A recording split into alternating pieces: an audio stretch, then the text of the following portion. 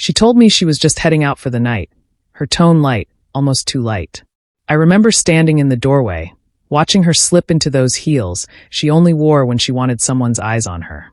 Not mine, someone else's. I didn't say a word at first. I just stood there with my hands shoved deep in my pockets, noticing how she avoided my gaze while adjusting her hair in the mirror. For weeks she'd felt far away, drifting through the house like a guest instead of a wife. But that night something shifted. The air felt tight, charged, like the stillness before a storm you don't see coming, but can feel closing in. She picked up the small purse she used when she didn't want to bring much. The one that always meant she wasn't planning to come home early. "Don't wait up," she said, shrugging like none of it mattered, still facing the mirror, pretending to check her lipstick. "It's just a night out. I need a break. Don't turn it into something it's not." For a moment, I almost let it go. I almost let her walk out like she had countless times before. But something inside me refused to stay quiet this time. Maybe it was the weeks of coldness, the dodged questions, the late nights, the sudden obsession with privacy, the way she held onto her phone like it contained her sins. Or maybe I finally realized I'd been losing her piece by piece. And tonight was the last piece slipping away.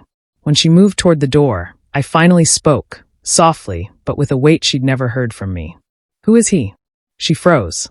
Her fingers hovered inches from the door handle. She went still, like all the air had left her body. She didn't turn. "Don't start," she said. Her voice barely cracked, but enough for me to hear what she wasn't ready to admit. "You said you were going out with your friends," I continued, steady calm. "But you forgot something." She swallowed hard, still facing the door. "What are you talking about?" "You told me the same thing last week," I said. "And the week before that. And the week before that. And not one of them mentioned anything when I talked to them." Now she turned slowly, like she was scared of what she'd see in my eyes. She should have been. For the first time in years, I wasn't confused. I wasn't hoping. I wasn't begging. I finally understood. Her gaze flicked away immediately, guilt flashing like a spark she couldn't smother. "I don't owe you a full report every time I leave the house," she muttered, folding her arms.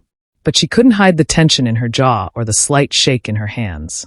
"No," I said quietly. "You don't. But you owe me honesty, and I haven't gotten that in a long time." Her calm cracked. She straightened, lifted her chin, trying to reclaim control. "You're reading too much into this. I'm going out, that's it.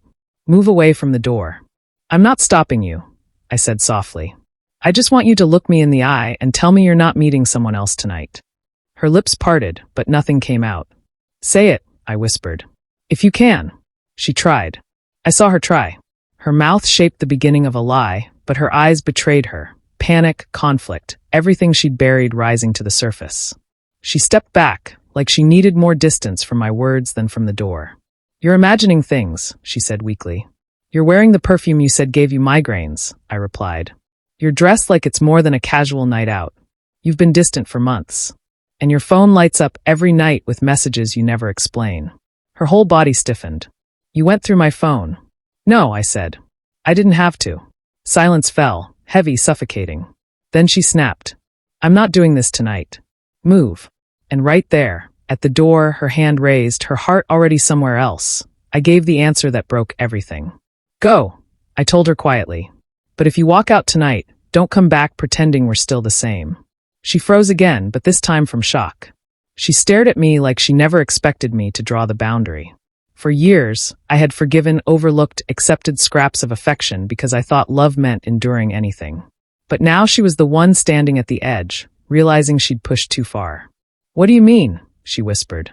"I mean," I said, "if you're leaving to be with him, then let tonight be the night you stop lying to me, and to yourself. Go. But don't show up tomorrow pretending you didn't make a decision." Her breathing picked up. Her eyes glossed over with something dangerously close to regret. I'm not choosing anyone," she stammered. "Yes," I said quietly. "You are. And you've been choosing him long before tonight." She looked down, like she was searching for a version of herself she could defend. But the truth sat between us, impossible to step around. "What if I just need space?" she tried again. "Then say that," I replied. "But don't get dressed up for someone else and tell me it's just friends. If you want out, say out. If you want him, say him. If you want to fix this, stay." Her lips trembled. Her composure shattered. She looked at the door like it no longer led to escape, but to consequences. Fine, she breathed. I didn't mean for it to go this far. I didn't either, I said. She stood there for a long moment, clutching her purse like it suddenly weighed too much. Then, quietly, she set it down on the floor. Her shoulders sank, all the air leaving her. I wasn't going to see him tonight, she whispered. I was just confused. Lost. And tomorrow? I asked. She didn't answer. She didn't have to. The truth spoke for her. She stepped closer, tears forming but refusing to fall. I don't know what I want, she whispered. I do, I said. I want honesty. That's all I ever asked for. A single tear slid down her cheek. What if I've broken too much to fix? I met her eyes. Then tonight doesn't decide us, but it decides the lies. We stayed there in silence, both changed by one quiet sentence at the door. She didn't leave. She didn't pretend. She didn't deny anything anymore. She just stood there, realizing that the moment she thought she could walk away freely had become the moment everything fell apart. Because sometimes it's not shouting or accusations or hard proof that destroys a lie. Sometimes it's the one line someone finally refuses to let you cross. And that night, the words I spoke at the door didn't just stop her. They shattered everything we'd been pretending was still real.